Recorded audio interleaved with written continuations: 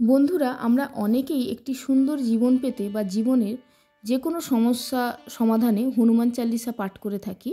কিন্তু আমরা আমাদের অজান্তেই হনুমান চালিসা পাঠের সময় অনেক কিছু ভুল করে ফেলি।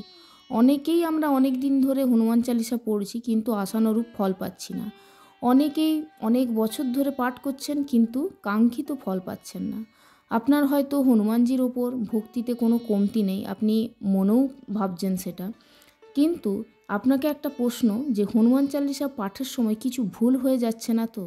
তো বন্ধুরা, হতেই পারে আমরা হয়তো না জেনেই সেই ভুলগুলো করে ফেলছি। তো সেই ভুলগুলি কোথায় সেগুলি জানলে কিন্তু আপনিও তাড়াতাড়ি সেটা শুধরে নেবেন এবং হনুমান চালিসা পাঠের রেজাল্ট খুব তাড়াতাড়িই পাবেন। তো বন্ধুরা, আজকের ভিডিওতে এই ব্যাপারেই আলোচনা করব। তো বন্ধুরা, মূল ভিডিওতে যাওয়ার আগে একটাই অনুরোধ, আপনারা স্কিপ করে ভিডিওটি দেখবেন না, পুরো ভিডিওটি দেখবেন, না হলে অনেক তথ্যই হয়তো জানতে পারবেন না। আর যদি ভিডিওটি ভালো লাগে প্লিজ একটি লাইক করবেন এবং আমার চ্যানেলে নতুন হয়ে থাকলে চ্যানেলটি আমি সাবস্ক্রাইব করার জন্য অনুরোধ জানাচ্ছি। তো বন্ধুরা, প্রথমেই যে পয়েন্টটি আপনাদেরকে আমি বলবো, যে হনুমান চালিসা পাঠ করবার সময় অবশ্যই পরিষ্কার কাপড় পরে পাঠ করবেন, আর যদি সম্ভব হয় তাহলে স্নান করে পাঠ করবেন। 2 নম্বরে বলবো, পাঠ করবার সময় কোনো লাল আসনে বসে পাঠ করবেন। এরপরে যেটা বলবো 3 নম্বরে, যে আমরা অনেক সময় হনুমান চালিসা পাঠ করি খুব দ্রুত বা তাড়াতাড়ি। এর জন্য কি হয়, অনেক উচ্চারণ ভুল করে ফেলি। এই ভুল উচ্চারণ এড়ানোর জন্য দেখে দেখে আস্তে আস্তে পাঠ করতে হবে। তো বন্ধুরা, এরপরে 4 নম্বরে বলবো, হনুমান চালিসা পাঠ করবার সময় আমাদের অবশ্যই এর অর্থ সহ পাঠ করতে হবে এবং প্রতিটি লাইনের আলাদা আলাদা মানে আছে, সেগুলো বুঝতে হবে এবং আলাদা আলাদা গুরুত্বও আছে। তো অবশ্যই আপনারা মানে বুঝে ভালোভাবে আস্তে আস্তে হনুমান চালিসা পাঠ করুন। এরপরে যেটি বলবো, যদি কোনো বিশেষ উদ্দেশ্যে হনুমান চালিসা পাঠ শুরু করেন তাহলে অবশ্যই মঙ্গলবার বা শনিবার থেকে শুরু করুন। আর হনুমান চালিসা পাঠের উদ্দেশ্য অবশ্যই যেন কারো ক্ষতি করা এরকমটা না হয়, তাহলে কিন্তু এর চরম পরিণাম আপনাকে ভুগতে হবে। এরপরে বলবো, হনুমান চালিসা কতবার পাঠ করবেন তা আপনার উপর ডিপেন্ড করছে। তবে কোনো বিশেষ উদ্দেশ্য নিয়ে, যেমন ধরুন চাকরি পাওয়ার জন্য, পরীক্ষায় ভালো ফল লাভের জন্য, এই রকম যদি কোনো কারণ হয় তাহলে দিনে 7 বার 41 দিন পাঠ করতে হবে। নেক্সট বলবো, হনুমান চালিসা পড়বার আগে অবশ্যই কিছুক্ষণ আপনারা রাম নাম করে নেবেন।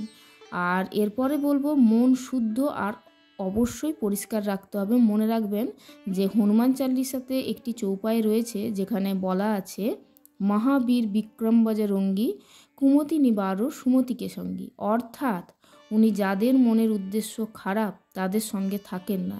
তাই আপনি যদি একজন খারাপ মনের মানুষ হন বা সবসময় অপরের ক্ষতি করেন বা ক্ষতি করার কথা চিন্তা করেন, তবে হনুমান চালিসা পাঠে কোনো লাভ আপনার কিন্তু হবে না। আপনি যতই যাই করুন, হনুমানজির যত টাকা খরচা করি পুজো করুন আর যত নিয়ম নিষ্ঠাবান হন না কেন, আপনার হনুমান চালিসা পাঠে কোনো লাভ আপনি পাবেন না। আর পেলেও তা হয়তো ক্ষণিকের জন্য হবে। তাই হনুমান চালিসা পাঠের নিয়ম, পরিষ্কার কাপড়ের সঙ্গে মনটাও পরিষ্কার করতে হবে। তো বন্ধুরা, এরপরে বলবো, হনুমান চালিসার শেষ চৌপাইতে রয়েছে, তুলসী দাস সাদা হেরি চেরা কি জয় নাথ হৃদয় মহাডেরা। তো এইখানে তুলসী দাসজির বদলে আপনি আপনার নাম বলতে হবে আপনাকে। এরপরের পয়েন্টে আপনাদেরকে বলবো, হনুমান চালিসা পাঠ শেষে আপনি 10 মিনিট ধ্যান করলে খুব ভালো হয়। এই ধ্যান করবার সময় আপনি ভাববেন যে আপনি আপনার কাঙ্ক্ষিত ফল পেয়ে গেছেন, আপনি জীবনে খুব খুশি আছেন।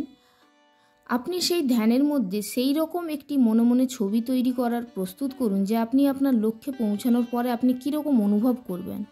মনে করুন আপনি চাকরির জন্য হনুমান চালিসা পাঠ করছেন, তাহলে চিন্তা করুন সেই চাকরি পাওয়ার পর আপনি কীরকম অনুভব করছেন, আপনার আত্মীয় স্বজন বন্ধুবান্ধব আপনার সঙ্গে কীরকম ব্যবহার করছে বা কীরকম আপনাকে বাহবা দিচ্ছে। এই পজিটিভ চিন্তাগুলি কিন্তু খুব দরকারি, পজিটিভ চিন্তাগুলো আমাদের করতে হবে।